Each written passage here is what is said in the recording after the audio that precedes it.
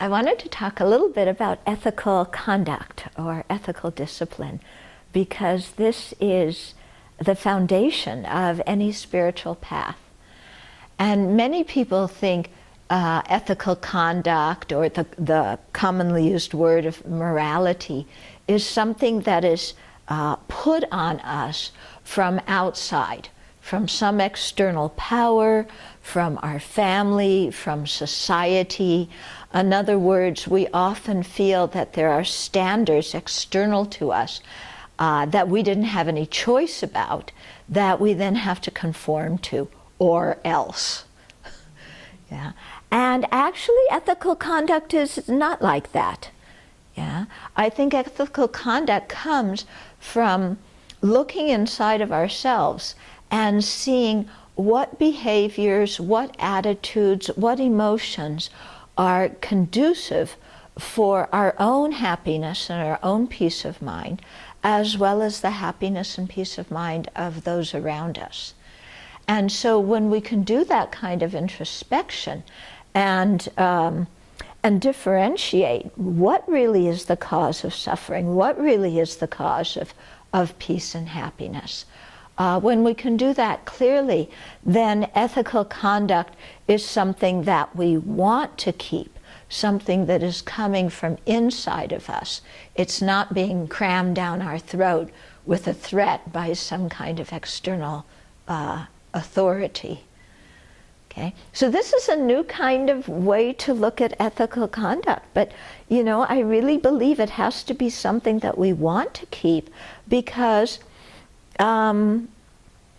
we see that when we follow just any old thought that comes in our mind, and especially if that any old thought happens to be involved with self-centeredness, self-preoccupation, then whatever actions flow from, those spontaneous thoughts and emotions are not going to turn out well, because there's more to consider, when thinking of why we do something, than our own benefit, because we live within a society, within a framework within a world system where we're completely dependent and integrated and interdependent with others.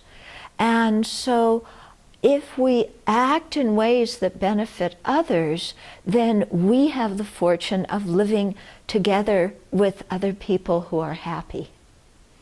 And that influences us. When we act in a self-centered way, our actions tend to be very harsh and unpleasant for others, and then we have the situation of living with other people who are unhappy and miserable. And they're going to let us know that they're unhappy and miserable, and that's going to also influence us.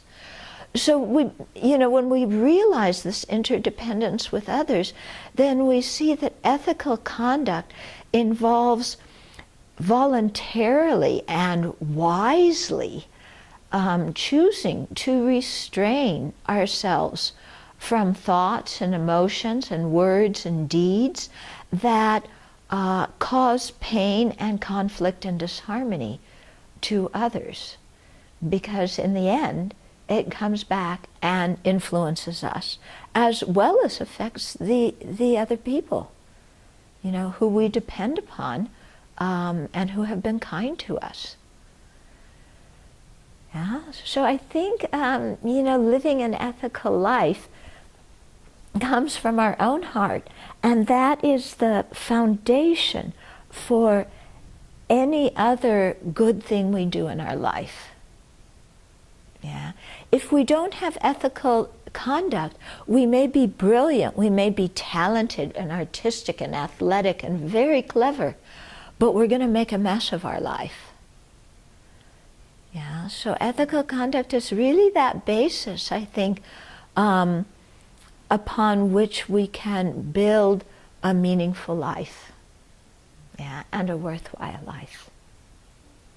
So it takes some thought and reflection, and really working with our minds again and again and again to notice and then restrain from these kinds of disturbing motivations that lead to harmful actions.